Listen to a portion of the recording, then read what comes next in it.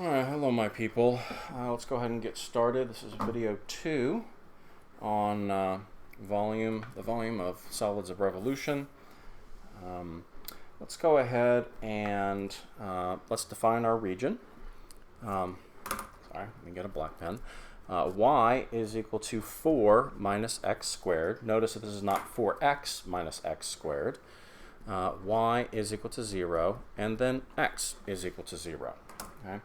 Now, if it were 4x minus x squared, that was this parabola right here from the last lecture, but this is 4 minus x squared. So in terms of transformations, it is an x-axis reflection and then moved up 4 units. So our vertex is not over here at 2, 4, but at 0, 4. And then, of course, it has a predictable shape all the way down. Again, as you might expect, we're doing 2 boxes is equal to 1 unit, just like we did in the last video.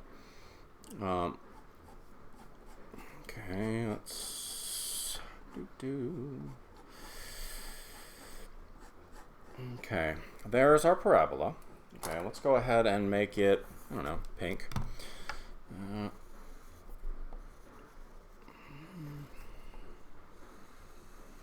And then our other two are simply the axes. So y is equal to 0 is the x-axis. And then x is equal to 0 is the y-axis. So our region, and let's do it in the first, not that it really matters, but let's do this one right here. Because what we're going to do is we're going to spin it around the y-axis. And because of the symmetry of that parabola, if you actually took the whole region and spun it around, it would amount to the same thing, because basically since this would simply fall on top of that, it would be the same shape. But let's go ahead and do it this way, just because. And we know if we're doing it around the y-axis, we are dealing with horizontal cross-sections. Okay, that means that our differential and our limits of integration are going to be in terms of y. So I'm going to be integrating from 0 to 4 and dy. Okay, well that tells me a whole lot so far. Let's go ahead and put in what we know. 0 to 4, pi, and then of course we're going to have a dy out here. What, however, is my expression of my radius? My radius needs to be an x measurement in terms of y, but I have my function here as y in terms of x, so I'm just going to have to change the form. Y is equal to 4 minus x squared. That means x squared is equal to 4 minus y, right? If I add x squared and subtract y from both sides. And then x is equal to plus or minus the square root of 4 minus y. Now, first of all, this right here, over here, is going to be the positive of that, right? Because over here in the first quadrant, both x and y are positive, so that should make sense to us. Here's the thing, it doesn't really matter, because if this is my r, for our purposes in this particular type of problem, it doesn't matter, because if this is my r, I'm going to be squaring it, okay? And so I could have just actually left it here and known that x squared is going to be my r squared. So really it's 4 minus y dy.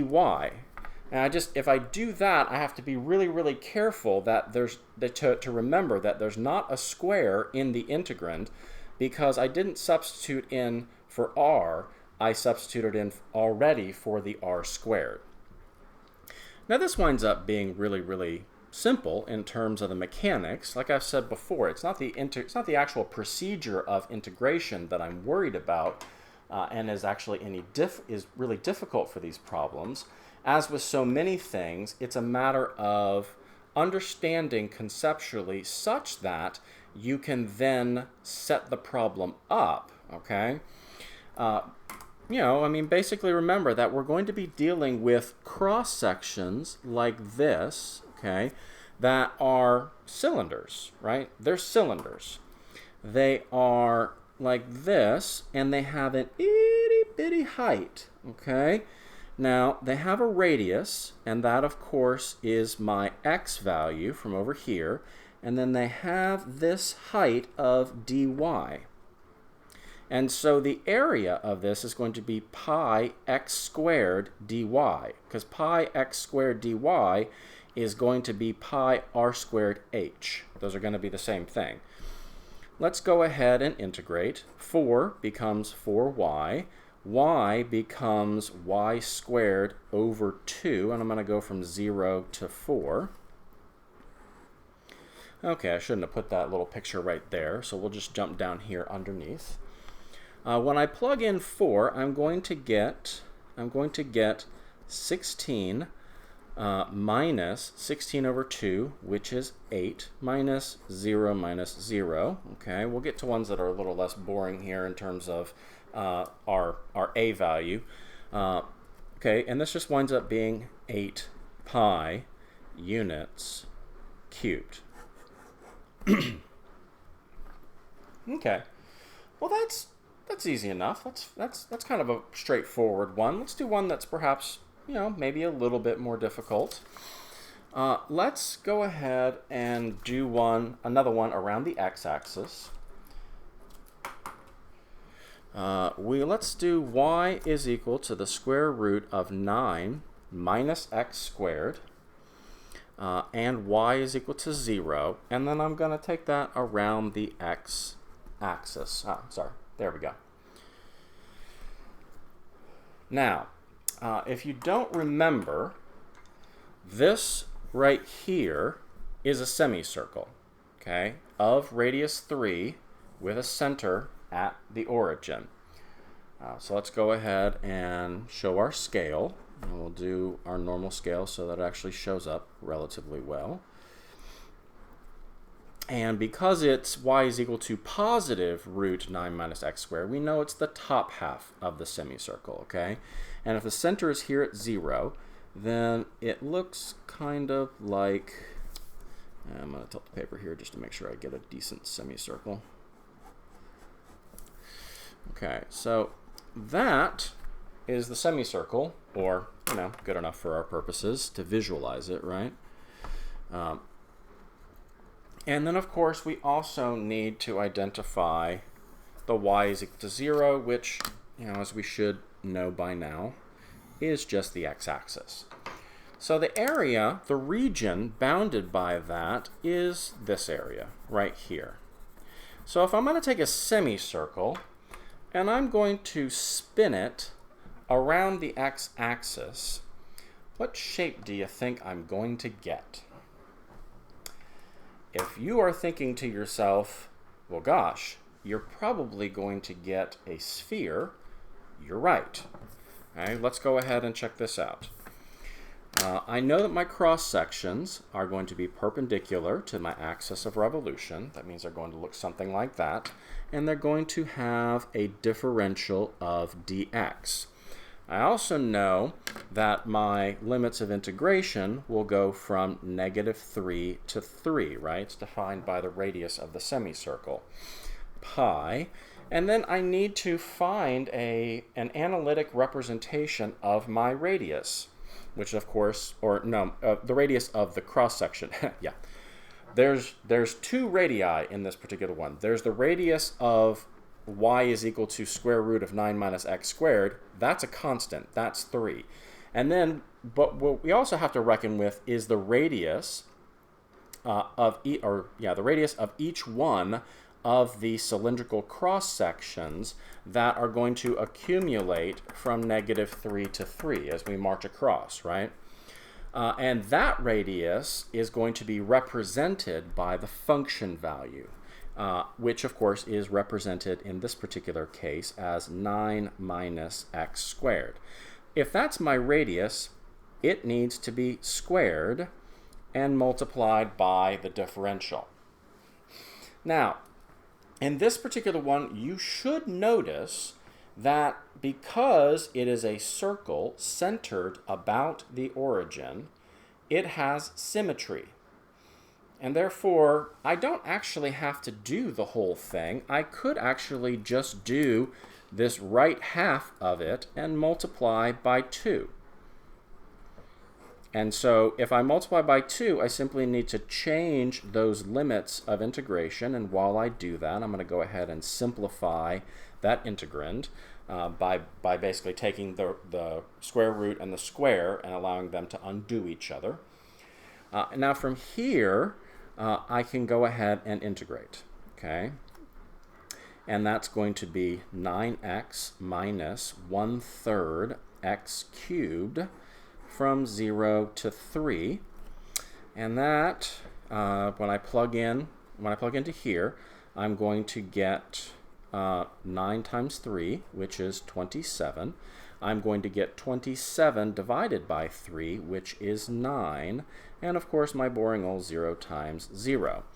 This is going to be 18. 18 times 2 pi is going to be 36 pi units cubed. But we already noted that that is a sphere. And of course, the formula for the volume of a sphere is 4/3 pi r cubed. And we already told you, or we already basically figured out for ourselves, that the radius of this semicircle, as it is given, if I'm going to revolve that semicircle, the radius of the semicircle becomes the radius of the sphere, which of course is 3, and 3 cubed is 27. 27 divided by 3 is 9, okay? And therefore 4 times 9 is 36, and I'm going to get 36 pi units cubed. Oh, isn't that lovely, okay? Now, if I give you a problem on the test where you can do it by a geometric method, am I still asking you to do it by calculus? And the answer is yes, okay? But does that mean that you can't check your answer using the geometric formula? No, you would be silly not to, okay? Let's go ahead and, okay, we're about 12.5 minutes. Let's go ahead and do at least one more. This one is going to be kind of fun, and I can just hear you groaning out there. Let's call it y is equal to tangent of x squared, and then x is equal to 0, and y is equal to 1. Now, tangent x squared looks a little funky, okay? Because, think about this. If I have, here, let me get a separate sheet of paper real quick. Time to talk about just graphs and stuff like that. Remember, if I have y is equal to tangent x, that you should know what it looks like, okay? If I say y is equal to tangent of 2x, you should know that that represents a horizontal shrink, or what some books and teachers call a horizontal compression, right? Because the transformation is x must be half as big in order to get the same output. And of course, if I have y is equal to tangent of 1/2 x, that winds up being a horizontal stretch. Y is equal to tangent of x squared is y is equal to tangent of x times x. So if we just for a moment think about this first x as almost a changing and varying coefficient, x takes on every value. So while x is, between -1 and 1, it is going to do a horizontal stretch. After it goes outside of -1 to 1 and has an absolute value greater than 1, it's going to shrink. So when x is 2, it's going to shrink by 2. When x is 3, it's going to shrink by 3. So the farther and farther you go out, the more and more it's compressed, okay? But it also winds up, because of the squaring right here, creating a graph that has y-axis symmetry. And let me go ahead and show you. I have already, just for giggles, let me turn off the overhead. Just for giggles, plugged in sine of x squared, cosine of x squared, and of course tangent is going to be the difference between them. And then I've also plugged in y is equal to 1 because that was one of the other ones on our, that was one of the boundaries in our region. Let's go ahead and go to the window. Let's go to -pi, okay, to pi, and this is pi over 12, that region right there. And let's go -1 to 2. Okay. That is tangent of x squared coming in. And notice that as it gets closer and closer and closer to x is equal to 0, it starts to spread out. But as it gets farther and farther and farther, the compression away from 0, x is equal to 0, the compression increases. Okay, and we also see from here, we also see the even nature, like the y-axis symmetry of that particular function. Now, we are actually looking for that region right there, okay? The region bounded by y is equal to 1, y is equal to tangent of x squared, and the y-axis, x is equal to 0 line, okay? So, as we come back here, and that helps us make a little sense out of the graph of tangent of x squared, let's remember that when we're dealing with tangent of x, if we plug in pi over 4, we're going to get 1, okay? But in order to get 1 out of tangent of x squared, we have to plug in we have to plug in an x value of the square root of pi over 4. Now, the square root of pi over 4 is a little bit interesting. Okay, and I'm going to scale this much differently than I have in the past. Every 8 boxes is 1 unit. Okay, but basically, square root of pi over 4, I'll go ahead and spoil the surprise, is just shy of 0.9. Okay, and it's just a hair more than 7/8. So it's roughly 7/8. So what I have here is I'm going to go ahead and just estimate square root of pi over 4. The square root of pi over 4, 1 ordered pair, as that point right there, okay? And what I get is I'm going to get, you saw how it was just kind of like that. And that is going to be my tangent x. Now, that's not incredibly necessary to know that.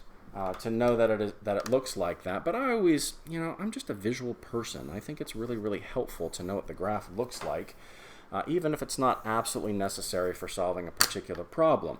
I want to come at a problem and understand it from as many perspectives as I can.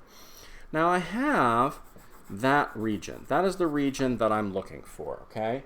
I'm going to spin it around the y-axis. So I'm going to spin it around here. That means that my cross sections are going to be perpendicular to the y-axis, and that means that those cross sections are going to have a width, or in this case, a height of dy. My differential is dy, and therefore my limits of integration are also according to y, and that means I'm going from 0 to 1. So we can go ahead and set at least that portion of it up. Okay, 0 to 1, and I know I'm in terms of y. The problem is that I also need a radius expression in terms of y. But here I have y is equal to tangent of x squared. Well, that's easy enough to change, right? In order to solve for x, I need to go ahead and just take the arctan of both sides. And before I actually take the square root, I need to remember that I'm going to wind up squaring it anyway. So just like the last one that I had for the semicircle, I don't actually have to deal with that. I can basically stop right here and remember that that right there is r squared. Okay? So I have arctan of y dy. Now, you don't have the skills necessary to integrate that. And right now I can't even remember whether it's possible. It might be. But let's go ahead and do it by means of our calculator, okay? And basically the helpful part of this will have been the setting it up, right? And there will be problems on your test that I don't necessarily ask you to evaluate. I may just ask you just to set up the integral. And a couple of the problems that we'll do in this video, in the next video, and whatever, will be of that variety, okay? But I know that first I need my pi. When you're doing it on your calculator, please make sure that you remember the pi out in front. It's harder to remember to do it after. Harder to remember to do it after you do the integral. And boom. And I get a value of approximately 1.379 units cubed. Okay, and that's pretty reasonable, especially considering the scale that we have right here. Now, let's go ahead and let's do. Actually, I think that's good for this particular video. That makes for 3 problems on this video. We'll try to do 3 or 4 more on the next one.